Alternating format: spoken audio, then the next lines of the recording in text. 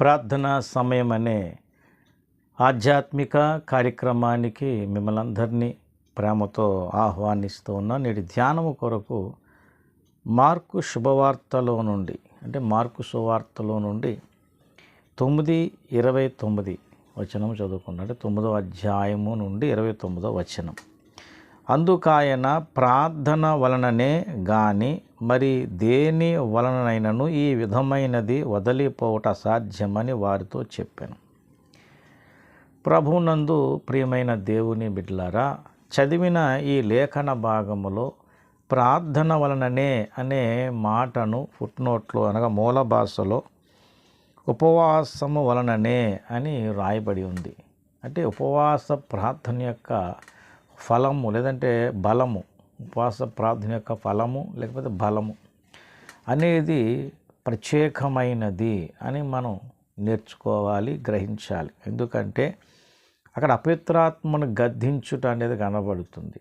యేసు ప్రభు వారు గద్దించారు, అయితే శిష్యులు ఆ పని చేయలేకపోయారు. యేసయ్య అపవిత్రాత్మను గద్దించినప్పుడు శిష్యులు అడిగిన ప్రశ్నకి సమాధానం చెప్పారు ఆయన. అంటే కొన్ని కార్యములు జరిగించుటలో మనకు పరిశుద్ధాత్మ శక్తి, ఆ బలము, ఆ ప్రభావం కలిగి ఉండుటలో ఉపవాస ప్రార్థన అనేది ప్రాముఖ్యమైనది. ఉపవాస ప్రార్థన ద్వారా ఆ ఫలాన్ని మనం చూడగలము, ఆ బలమును అనగా ఆ శక్తిని మనం చూడగలం. కాబట్టి ఇక్కడ ఉన్నటువంటి పరిస్థితి ఏమిటంటే అపవిత్రాత్మను గద్దించుటలో శిష్యులు చేయలేకపోయారు ఆ పని. యేసు ప్రభు వారు ఆ అపవిత్రత గద్దించి శిష్యులతో ఈ మాట చెప్పడం మనం గమనిస్తున్నాం. అంటే కొన్ని కార్యములు చేయుటలో అపవాదిని గద్దించుటలో, దురాత్మను బంధించుటలో ఉపవాస ప్రార్థన శక్తి అనేది ముఖ్యమైనది అని గమనించాలి, గ్రహించాలి. కాబట్టి ఉపవాసం ఉండటం దేనికి ఏదో ఒక ఆచారమా కాదు, ప్రత్యేకమైన దైవశక్తి ప్రభావముతో నింపబడి దేవుని కృపలో సాగటానికి. అయితే ఈ ఉపవాసము ద్వారా కలిగే మేలులు ఏమిటి, అసలు ఫలం ఏమిటంటే ఎన్నో అద్భుతమైన దీవెనలు మనకు ఉన్నాయి. శరీరమును నలగొట్టబడేటువంటి అనుభవం ఒకటైతే, మనల్ని మనం ప్రభువుని వెంబడించట్లో అనేకమైనటువంటి కార్యాలు అనగా చూడండి,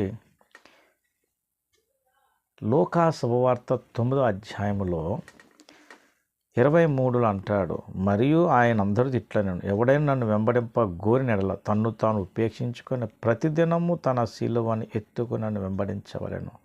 ప్రతిదినము తన శిలువను ఎత్తుకొని నన్ను వెంబడించవలెను. ఎలాగా? తన్ను తాను ఉపేక్షించుకొని. ఇలాగ మనల్ని మనం ఉపేక్షించుకోగలిగిన అనుభవం ఉపవాస ప్రార్థన ద్వారా పొందగలం. అందుకనే ఈ సందేశానికి ఒక మాట అంటున్నాను, ఉపవాసం యొక్క ఫలము. ఉపవాస ఫలం ఏంటి? ఉపవాసం ద్వారా ఏం పొందగలం? అందుకనే ఈ మాటలు మనం జాగ్రత్తగా గమనించాలి. ఉపవాస ప్రార్థనలు చేయుటలో ఉన్నటువంటి ముఖ్య ఉద్దేశం, ఉపవాసం ద్వారా మనం పొందే దీవెనలు, ఆ ఫలం ఏంటో మనం గ్రహించాలి.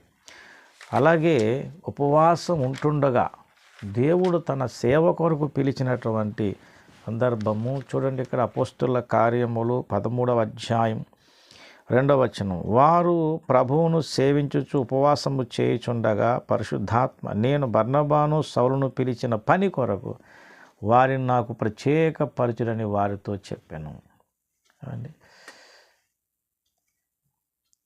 3వ వచనం. అంతటా వారు ఉపవాసం ఉండి ప్రార్థన చేసి వారి మీద చేతులుంచి వారిని పంపారు.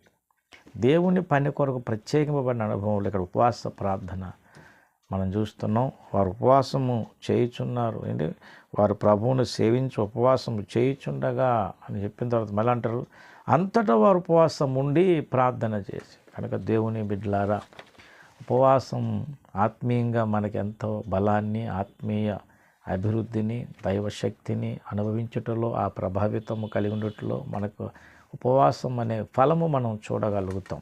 కనుక ఆత్మీయంగా వర్ధిల్లుటలో, దేవుని నామాన్ని ఘనపరచుటలో, భక్తి సాధనలో ఉపవాసం అనేది ఎంతో ముఖ్యం. అందుకని ఉపవాసం నేర్చుకోవాలి అని ఒక సందేశం చెప్పి, ఏది దేవునికి ఇష్టం ఉపవాసం అనేది నిన్న మీకు చెప్పినటువంటి సందేశం. అలాగే ఈ రోజున ఉపవాసం యొక్క ఫలం ఏంటి, అసలు ఉపవాసం ఉండటం వల్ల ఏ అనుభవాలు జరుగుతాయి మనకు, ఇంకా ఎన్నో ఉన్నాయి ఏమండి. కాబట్టి ఉపవాసము ద్వారా దైవశక్తిని పొందుకుంటూ దేవుని కార్యాలలో ముందుకు సాగుటలో, అపవిత్రాత్మలు గద్దించుటలో, దురాత్మలు బంధించుటలో అధికారము కలిగిన అనుభవంలో ఉపవాసం ద్వారా ఆ దీవెన మనం పొందగలుగుతాం. ఉపవాసం ద్వారా మనల్ని మనం ఉపేక్షించుకొని ప్రతిదినము మన సిలువెత్తుకొని యేసయ్యను వెంబడించగలుగుతాం. ఉపవాస ప్రార్థన ద్వారా దేవుని సేవకు మరి ఆశపడేవారు లేదా దేవుని చేత పిలువబడేవారు ప్రత్యేకింపబడతారు. ఉపవాస ప్రార్థన ద్వారా అక్కడ సేవకు పిలువబడిన అనుభవం చూస్తున్నాం. ఇలాగ ఉపవాస ప్రార్థన అనేది ఒక ప్రత్యేకమైన ఆత్మీయ అనుభవంలోనికి మనం నడిపిస్తుంది కనుక ఉపవాసం యొక్క ఫలాన్ని మనం పొందుకుంటూ ప్రభు రాకడగా సిద్ధపడాలి. అట్టి కృప దేవుడు మీకు నాకు అందరికీ దయచేయను గాక. ఆమేన్. ప్రార్థన. పరిశుద్ధమైన మా తండ్రి, ఉపవాస ఫలం ఏమిటో ఒక మాట మాకు తెలియపరిచారు. ఈ సందేశం నాలమాల ఫలింపజేసి ఘనతమైన ప్రభావాలు మీరే పొందమని యేసయ్య పరిశుద్ధ నామముని ప్రార్థన అడిగి వేడుకుంటున్నాను తండ్రి. ఆమేన్. అందరికీ వందనములు. దేవుడు మిమ్మల్ని దీవించి ఆశీర్వదించునుగాక. ఆమేన్.